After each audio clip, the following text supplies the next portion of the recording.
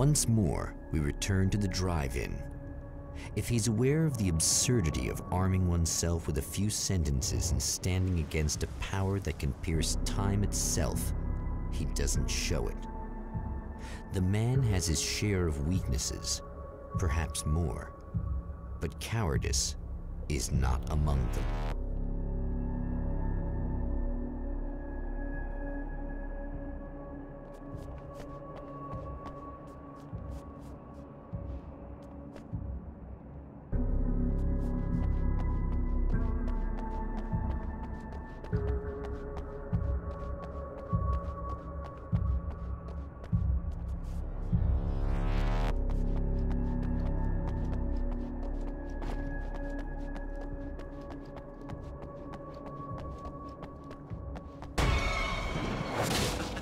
Oh, you got yourself a little plan, do you?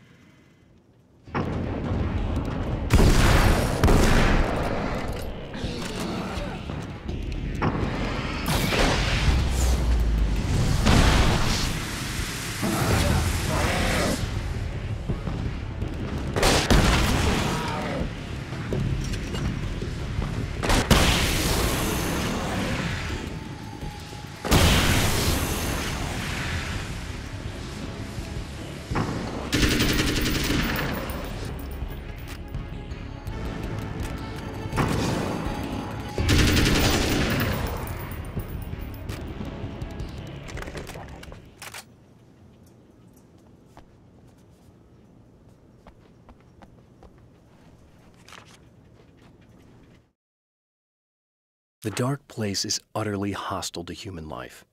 It eats at your mind, wants you to succumb to madness. Your own thoughts can turn against you. Every shadow conceals a threat that attacks at the slightest sign of weakness. You're under endless assault. Every day is a struggle for survival. But I've learned to take care of myself. I focus on Alice, our life together, my need to be with her. That takes me a long way in the dark place, as long as I have my gun and the flashlight.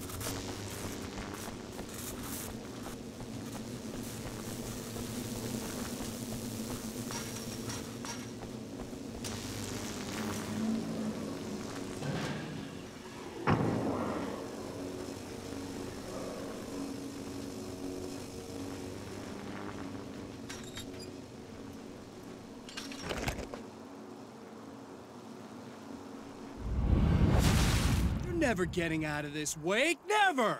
Don't worry, I'll take care of your wife and your life!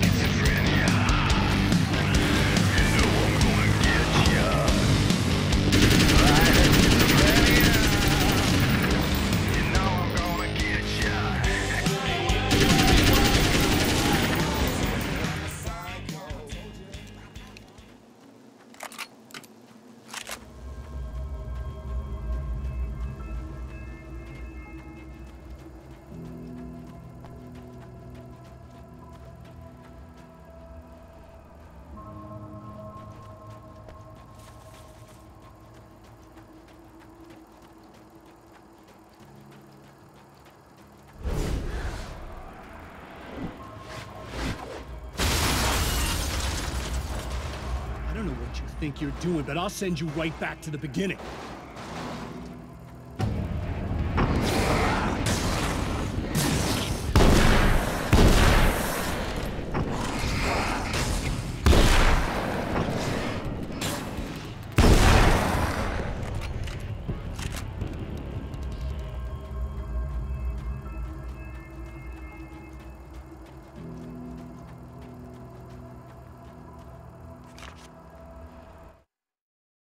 When the dark man's eyes suddenly locked into Serena's, she flushed hot.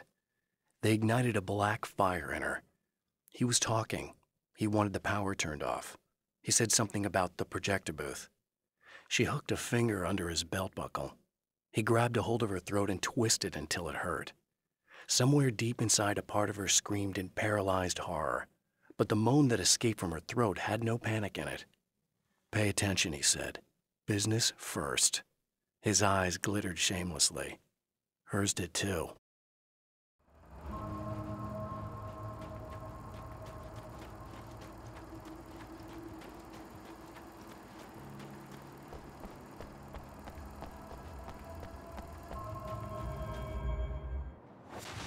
What? You think whatever it is you're gonna do is gonna make a difference? This'll end up just like before!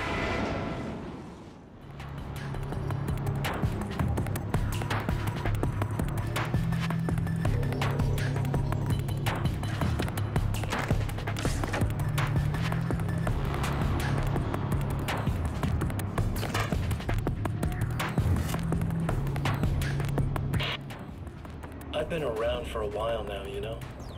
While you've been indisposed, stuck in the darkness, I've been busy. I operate in the shadows, not always literally, you understand? I'm a little more resilient than those I've taken, but I do my best work in the dark.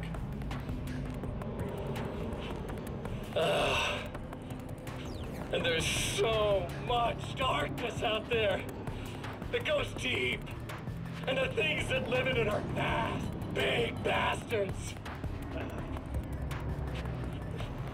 They don't mind getting a little bit of elbow room.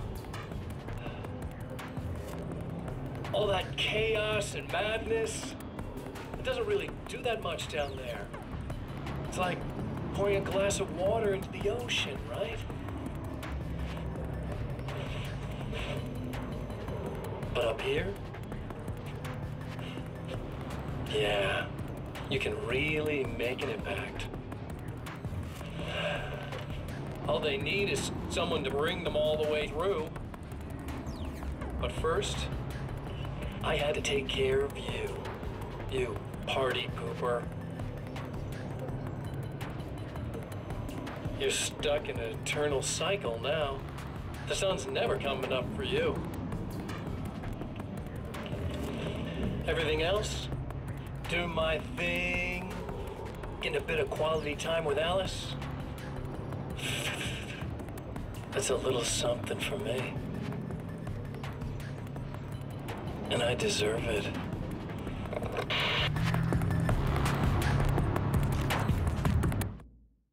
There's more to fighting the Taken than just burning away the darkness that protects them. When I'm fighting for my life, I find myself slipping into a state of intense concentration that makes the beam of my flashlight seem more powerful and focused. I used to think it was just my imagination, something brought on by the adrenaline and fear of death, but now I'm not so sure. I've been touched by powers that I can't begin to truly comprehend, and they've left a mark. I'm starting to think this might be a part of it.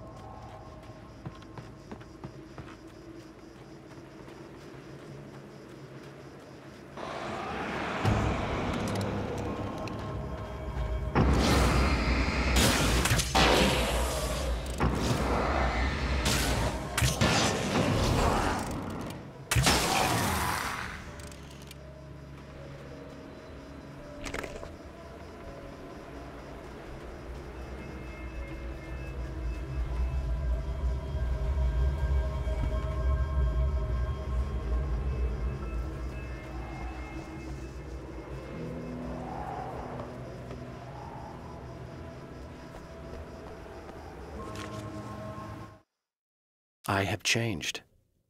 I know who I am now. I know that I can write my own fate. Bright Falls taught me that. I know that indulging my weaknesses, giving in to fear and complacency will only drag me down. The dark place taught me that. I'm no Zen master. I've not attained enlightenment. But I have learned to let go of the things that I don't need. I know that without that balance within, I become my own worst enemy. Now I strive for equilibrium, and with that, I'm strong enough to get where I want.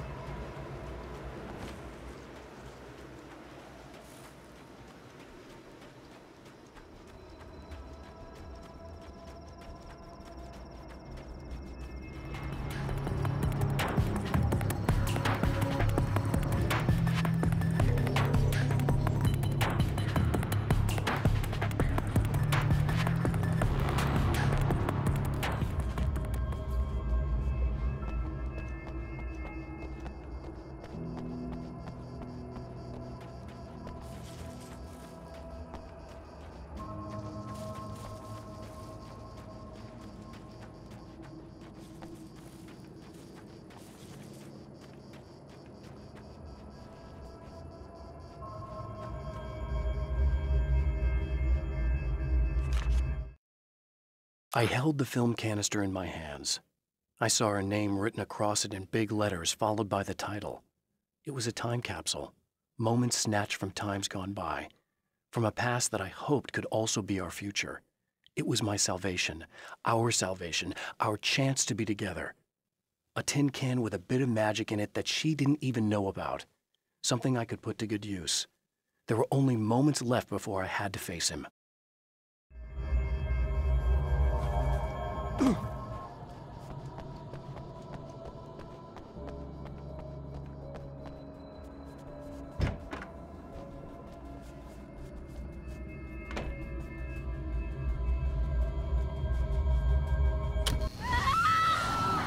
Oh, hey.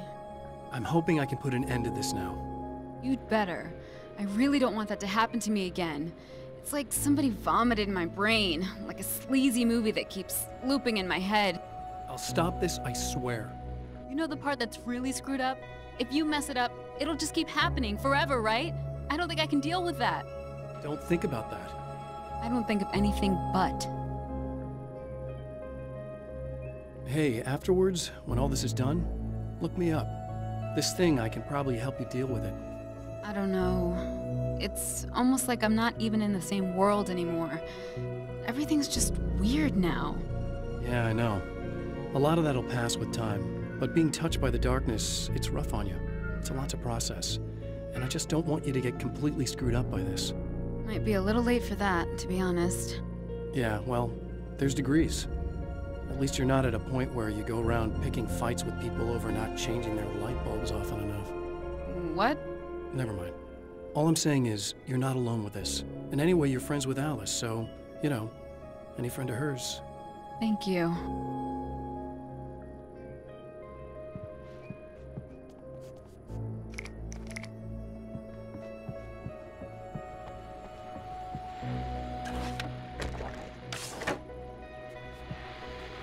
Hello, folks, and welcome to the third part of our pre-recorded interview with Serena Valdivia and renowned photographer Alice Wink. So, tell me about the film. It's called Sunrise, and it really wasn't something I ever thought of as an actual film. It was just footage, things I saw and happened to shoot. It's not a medium I'm very much at home with. You shouldn't put yourself down. You've got a great eye. Maybe, but experience is another thing. Because you're primarily a still photographer. Yes, exactly. So I'm really used to thinking of the world in terms of snapshots. I frame something and try to pick the right moment, and then reveal that moment to people. Moving images are a different story. I'm still learning a lot about it, to be honest. So, this is a new thing for you? Or maybe I'm just a slow learner. But showing it like this is definitely a new step for me. It's a little weird taking something this intimate and showing it to everybody. Not that the material itself is somehow shocking. It's just that those were private moments. But that's why it works, because it feels genuine. It's not so much a story as it is a sort of an echo, showing us how you saw your husband at the time. It's not really about the sunrise itself or Alan watching it. It's about you two together. I suppose. It's funny, looking at it now, especially now that it's been edited like that. It takes on a life of its own, almost. It's a kind of a fantasy. Well, there's nothing wrong with that. No, you're right. I'm glad you talked me into it.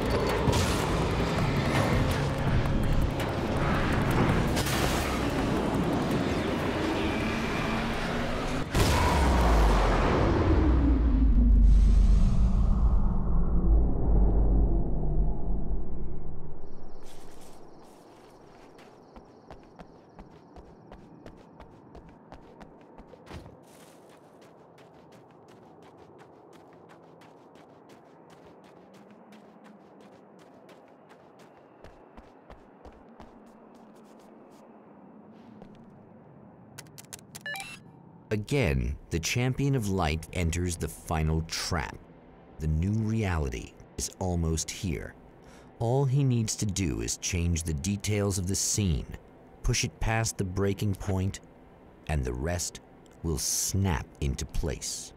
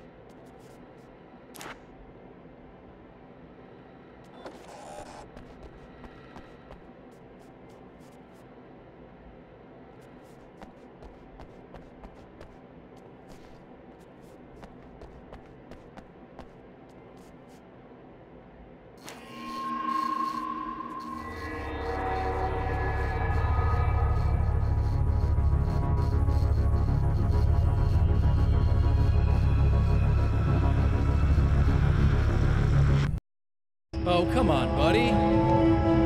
Why don't you... What? What is this? No! No!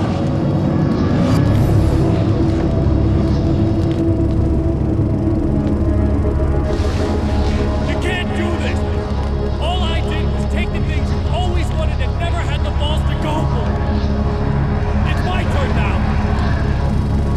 It's my life! It's my life!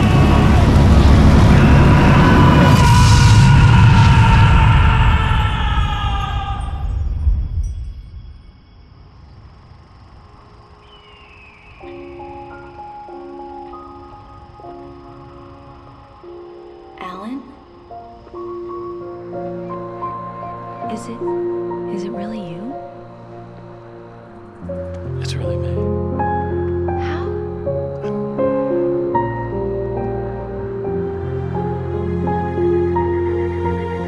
I love you. I love you.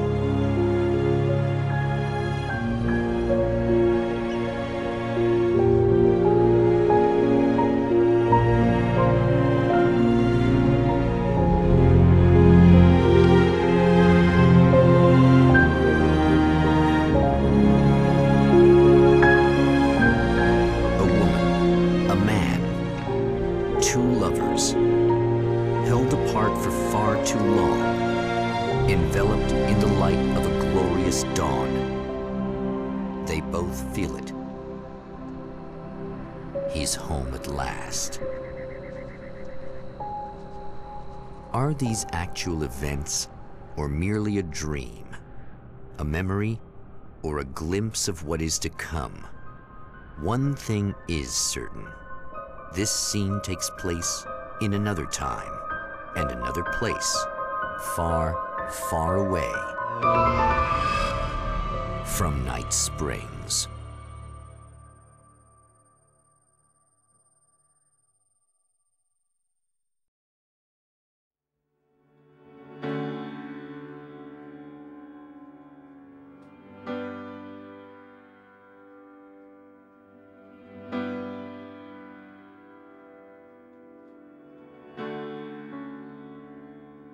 You know it feels nice watching the sun come up, and I've realized I can never return.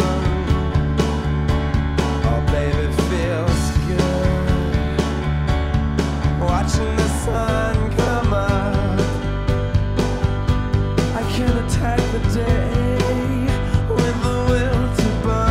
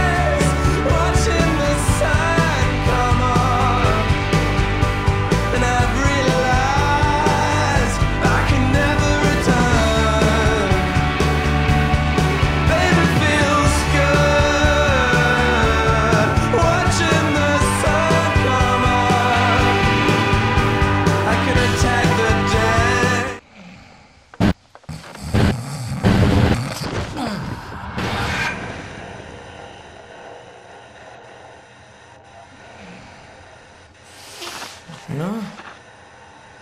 Al?